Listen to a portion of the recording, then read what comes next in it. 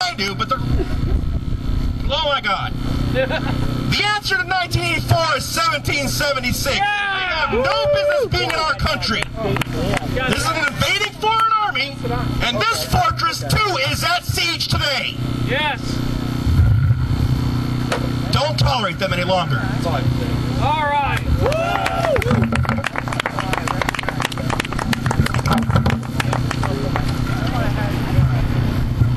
Ryan Hall, ladies and gentlemen. Woo. Thank you.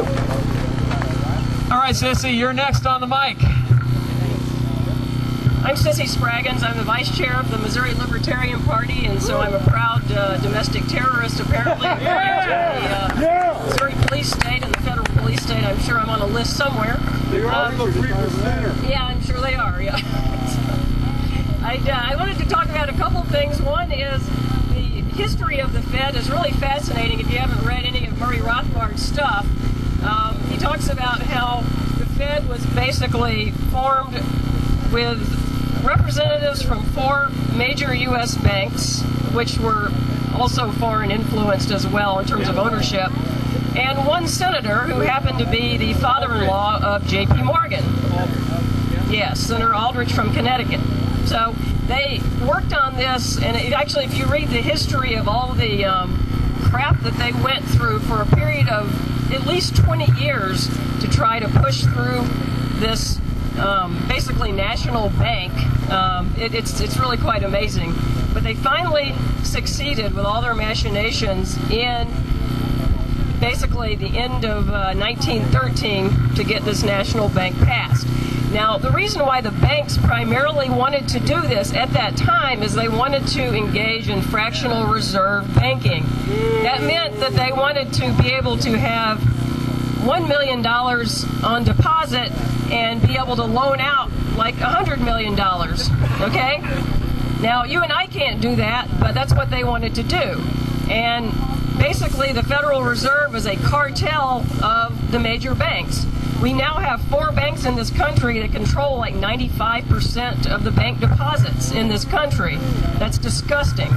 Okay, so they basically wanted to create a cartel so that they would be too big to fail, and they would have a lender of last resort so that if they inflated themselves through fractional reserve banking, they would not be subjected to a bank run, okay?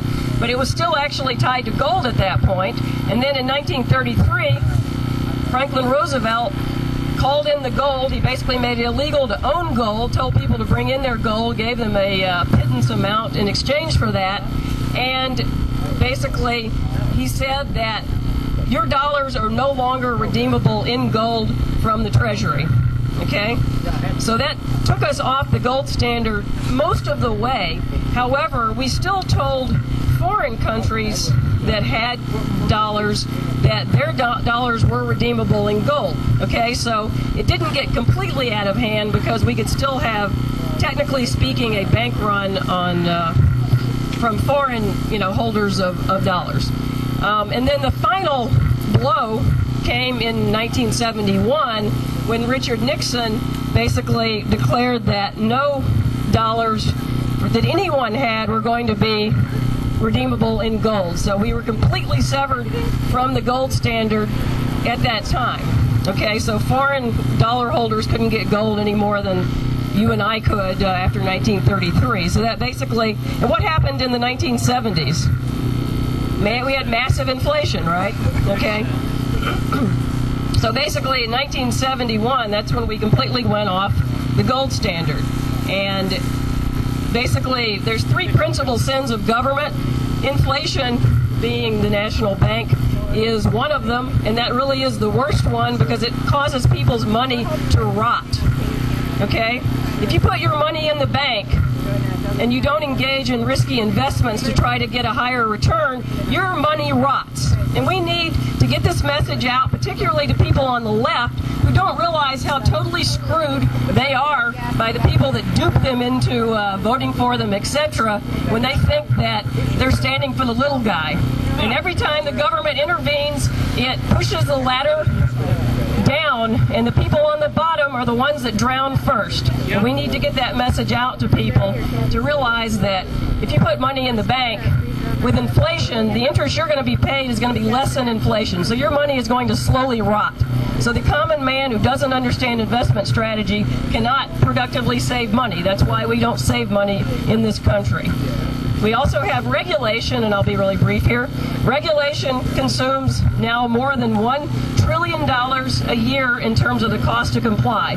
Regulation began in the United States, and regulation is a form of corporate welfare. Okay? Basically, J.P. Morgan and some of his cronies who had railroads that were owned, that were basically in part funded by the government in terms of the land, wanted to impose a lot of regulations because there were all these regional railroads springing up that were not government funded, and they didn't want the competition. And that's another thing we need to explain, particularly to people on the left, that regulation screws everybody other than big corporate interests. Regulation is corporate welfare. You got that right. And that's it. Okay, taxation obviously is a sin of government, and that's the most easy to see one. Most people see taxation, but that's actually the one that does the least amount of damage, because they know that it's hard to raise taxes because people get pissed off about that, but people don't realize they're being taxed with inflation and taxed with regulation every day. Thank you. Thanks, Sissy. All right, we're going to ask if anybody else has things to say. I need to know, raise your hands if you have anything to say at the mic. Ben! Who else want to hear Ben speak? All right, we have one other person who wishes to speak, and then Kevin's going to wrap it up, and then we're going to play a little music for a little bit, and then about 10 minutes after that, we're going to have something else for you, okay? Okay, one more announcement. If I could get you guys to help me, there's been a patrol officer riding around on a bicycle with a camera. If you guys see him, please yell camera, because there's a few of us who are ready to start snapping pictures back. Thank you. Sweet.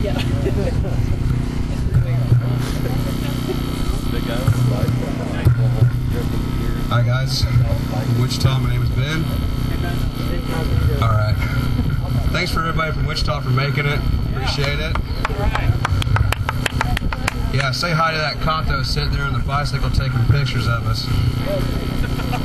This kind of goes into what will happen if we let this take over. It's part of the Communist Manifesto, if anybody's ever heard of it. Yeah, it ends in a police state. First one is abolition of private property. The Animal Premises ID Act, trying to take farms and water. That's happening. Heavy progressive income tax. Yeah, that's happening. Abolition of all rights of inheritance. Death tax. Yeah, death tax. Confiscation of property of all immigrants and rebels. Yeah. Central bank. Yeah, I think we got one of those. Got one of them right behind me.